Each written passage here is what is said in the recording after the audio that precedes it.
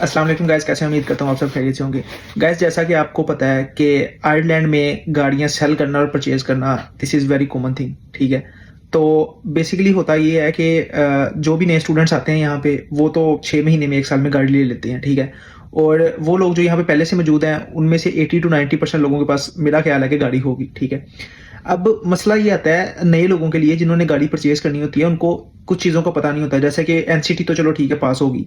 उसके बाद उन्होंने रोड टैक्स पे करना होता है और उसके बाद उन्होंने इंश्योरेंस भी पे करनी होती है। तो जब वो गाड़ी परचेज़ कर रहे होते हैं तो उनके माइंड में ये चीज़ होती है कि जो हमने गाड़ी परचेज़ कर रहे हैं, ठीक है? इसका जो रोड टैक्स होगा वो तकरीबन 200 के राउंड अबाउट होगा, ठीक है?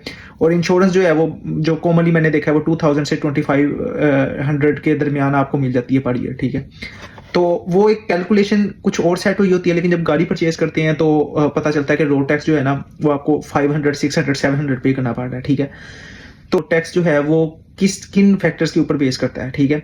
तो आज की इस वीडियो में मैंने थोड़ी सी सर्च की है, तो उसके बारे में मैं आपको बताऊंगा। और 2 वेबसाइट्स हैं, ठीक है? एक carzone.ie है, उसके ऊपर पूरा टेबल चार्ट दिया हुआ उन्होंने, ठीक है?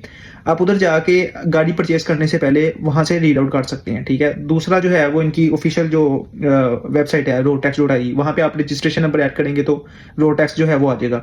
तो लेकिन मैं आपको ये बताऊंगा कि कौन से वो फैक्टर्स हैं, मेन फैक्टर्स जिनके ऊपर जो आपका रोड टैक्स है वो डिपेंड करता है, ठीक है?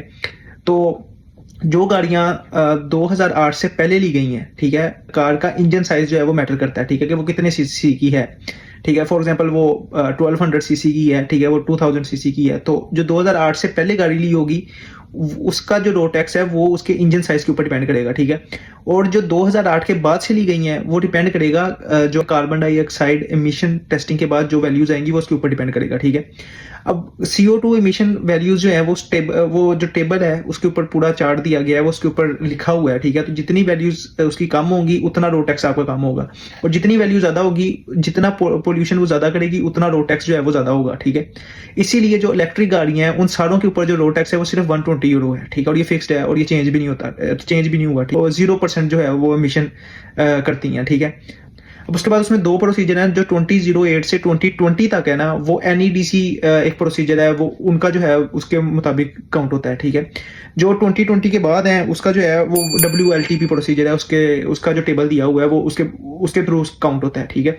एक और फैक्टर है वो ये है कि आपने अगर एनुअल पे करना है अपना रोड टैक्स, तो आपको जो रोड टैक्स है फॉर एग्जाम्पल अगर वो आपका 120 यूरो है, ठीक है? तो आप अगर 6 मंथ का पे कर दे तो आपको वो थोड़ा सा उसका ज्यादा पे करना पड़ेगा, यानी कि अगर आपने 120 पे किया है एनुअल का, ठीक है? तो अगर हम उसको 6 मंथ पे करते हैं तो वो 55.5% आपको पे करना पड़ेगा, ठीक है? 120 का हाफ जो है 50% जो है वो 60 होता है, लेकिन आपको 66 या 67 पे करने पड़ेंगे, ठीक है? इसी तरह अगर आप क्वार्टरली पे करते हो तो क्वार्टरली में आपको 28 पॉइंट समथिंग आपको पे करना पड़ेगा, ठीक है? तो इसकी वजह से भी आपका रोड टैक्स थोड़ा सा ज्यादा होता है। ये जो मेन फैक्टर्स हैं ये डिपेंड करते हैं कि आपका रोड टैक्स कितना होगा, ठीक है? तो आइंदा जब भी आपने गाड़ी परचेज करनी है पहले तो roadtax.ie पे जाके आपने एक दफा अपना रोड टैक्स चेक कर लेना है, ठीक है? और कम से कम अगर आपने कोई ऐसी गाड़ी परचेज की जिसका इंजन साइज बहुत बड़ा होगा तो चार्ट पे जाके आप देख लीजिएगा कि आपको कितना पे करना पड़ेगा कम से कम, ठीक है? तो आई होप कि ये वीडियो आपको अच्छी लगी होगी।